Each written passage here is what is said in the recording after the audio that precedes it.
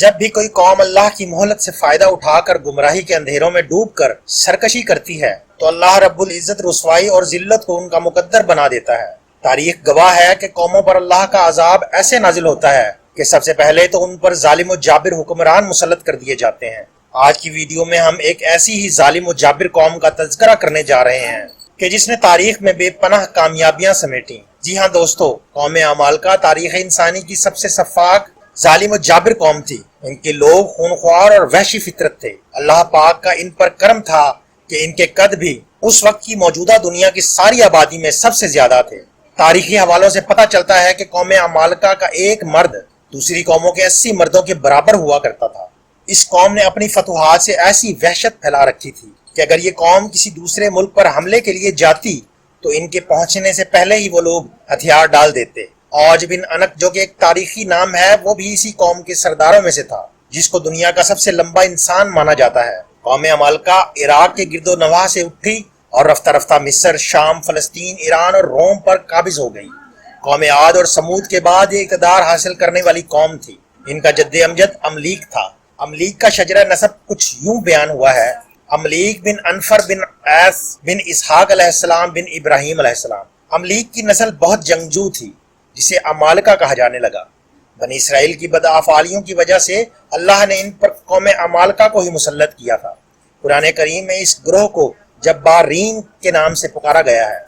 حضرت ابراہیم علیہ السلام کے دور میں یہ بحیرہ مردار کے مغرب میں آباد تھے، چونکہ یہ جہاں بھی گئے اپنی سفاکیت اور حرکتوں سے باز نہ آئے، جس کی وجہ سے عراق کے عاشوری بادشاہوں نے انہیں صحرائے سینا کی جانب دھکیل دیا تھا۔ اس دور میں ان کی اکثریت بھیڑ بکریاں پالا کرتی تھی۔ بنی اسرائیل نے جب اپنے رب کے احکامات کو فراموش کر کے بتوں کی پوجا شروع کر کے سفاکی، سرکشی اور بدفعلی کو اپنا شعار بنایا تو اللہ رب العزت نے ان پر ایک قوم جسے عمالقہ کہتے ہیں مسلط کر دیا۔ حضرت موسیٰ علیہ السلام کو اللہ پاک نے حکم دیا کہ ارض مقدس فلسطین کو عمالقہ کے قبضے سے آزاد کرواؤ۔ حضرت موسیٰ علیہ السلام اپنی قوم کو لے کر فلسطین کی طرف جہاد کے لیے نکل پڑے۔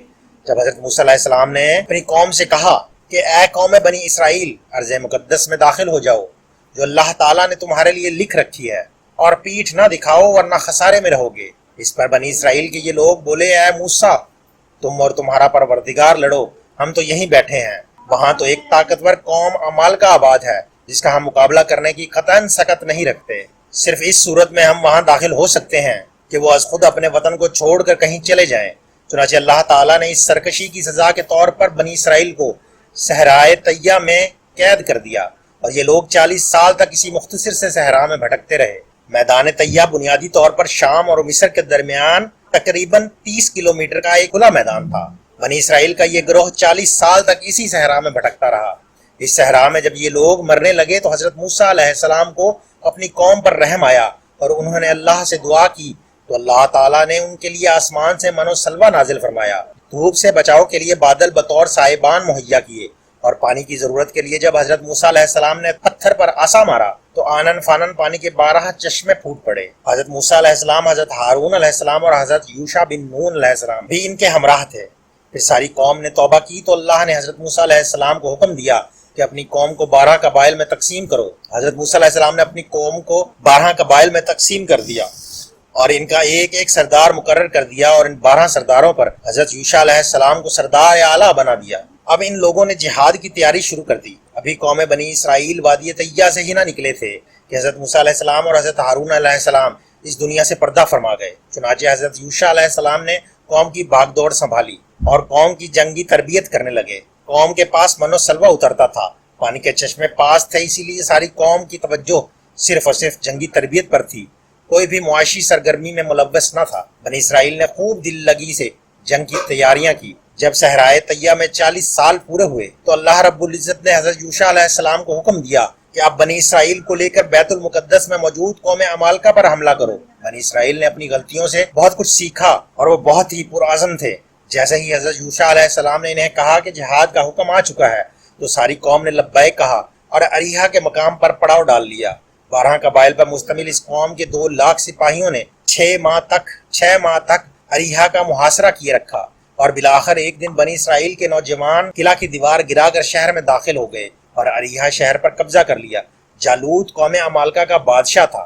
آج آپ کو ایک ایسی بات بتاتے چلیں کہ شاید آپ نے پہلے کبھی نہ سنی ہو، وہ یہ کہ اسی قوم عمالقہ کے بادشاہوں کا لقب فرعون ہوا کرتا تھا۔ جالوت کے بارے میں تاریخی کتابوں میں لکھا ہے کہ اس کا قد 21 فٹ تھا اور وہ سر پر ایک خاص لمبا لوہے کا تاج پہنتا تھا کہ جب جالوت بادشاہ سورج کے سامنے کھڑا ہوتا تو اس کا سایہ 1 میل تک پھیل جاتا تھا۔ جالوت انتہا کا ظالم اور جابر حکمران تھا، وہ ہر طرح کی بدعمالیوں میں مشغول تھا۔ اس کا سب سے بڑا گناہ یہ تھا کہ جالوت حضرت موسیٰ علیہ السلام کی ماننے والی مومن عورتوں کو جب پکڑتا تو ان کی چھاتیوں کو کاٹ کر اپنے دربار میں بچھا دیتا اور پھر ان پر چلا کرتا تھا اور ساتھ ہی پکارا کرتا تھا کہ ہے کوئی مرد جو مجھ سے اس کا حساب لے سکے۔ تاریخ انسانی گواہ ہے کہ کوئی بھی ایسا ظالم بادشاہ نہیں گزرا جس نے اتنی زیادہ تعداد میں عورتوں کو اس طرح قتل کیا کہ پہلے ان کی چھاتیوں کو کاٹا جاتا اور پھر وہ ان سے کھیلتا۔ بس پھر اللہ رب العزت نے جالوت کو دی ہوئی مہلت ختم فرما دی۔ حضرت یوشع علیہ السلام کی وفات کے بعد بنی اسرائیل پھر سے لاوارث ہو گئے اور در در کی ٹھوکریں کھانے لگے۔ جالوت نے ان سے تابوت سکینہ بھی چھین لیا۔ پھر اللہ رب العزت نے حضرت شمعیل کو نبوت سے سرفراز فرمایا اور ساری قوم ان سے کہنے لگے کہ آپ ہم میں ایک کو بادشاہ مقرر کر دیں تاکہ ہم جالوت سے جنگ کر سکیں۔ حضرت شمعیل علیہ السلام نے اللہ کے حکم سے حضرت طالوت علیہ السلام کو بادشاہ مقرر کر دیا تو ساری قوم چلا اٹھی کہ طالوت تو ایک غریب ہے، اسے ہم پر کیوں بادشاہ مقرر کر دیا گیا ہے۔ لیکن حضرت شمعیل کہنے لگے کہ یہ اللہ کا فیصلہ ہے۔ بنی اسرائیل کہنے لگی کہ اگر یہ اللہ کا فیصلہ ہے تو پھر ہمیں کوئی معجزہ دکھائیے۔ حضرت شمعیل علیہ السلام نے کہا کہ ٹھیک ہے، کل تابوت سکینہ خود بخود ہمارے پاس آ جائے۔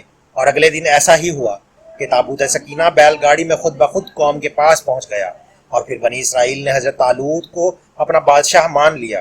حضرت طالوت نے ایک فوج تیار کی اور ظالم بادشاہ جالوت سے جنگ کرنے کے لیے نکل پڑے۔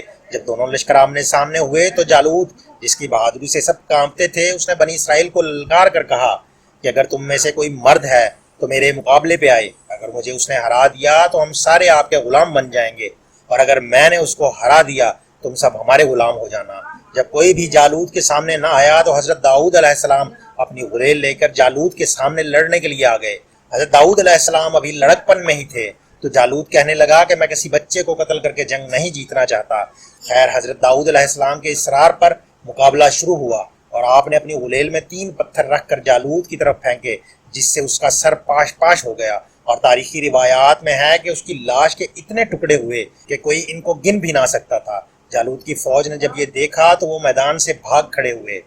یوں حضرت شمعیل کی محنت رنگ لائی اور بنی اسرائیل ایک طویل مدت کے بعد اپنے وطن میں داخل ہوئی۔ کچھ ہی عرصے بعد حضرت شمعیل علیہ السلام وفات پا گئے اور طالوت نے حضرت داؤد علیہ السلام کو آدھی سلطنت کا بادشاہ بنا دیا اور اپنی بیٹی کی شادی بھی ان سے کر دی۔ حضرت طالوت کی وفات کے بعد حضرت داؤد علیہ السلام پوری سلطنت کے بادشاہ بن گئے اور پھر اللہ پاک نے آپ کو بھی نبوت سے سرفراز فرمایا۔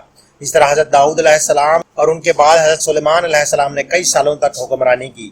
حضرت سلیمان علیہ السلام جب حکمران بنے تو انہوں نے قوم عمالقہ کو نیست و نابود کر دیا۔ یوں اللہ رب العزت نے ایک ظالم اور جابر قوم کا اس دنیا سے نام و نشان ختم کر دیا۔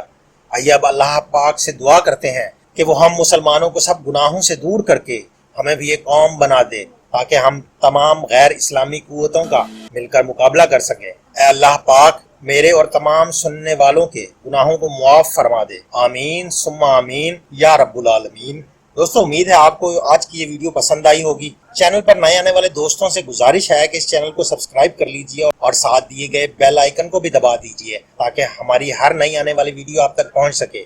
ساتھ ہی اس ویڈیو کو لائک اور اپنے دوستوں کے ساتھ شیئر کرنا نہ بھولیے۔ تو ملتے ہیں کسی اور ویڈیو میں، تب تک کے لیے اجازت دیجئے۔ اللہ نگہبان۔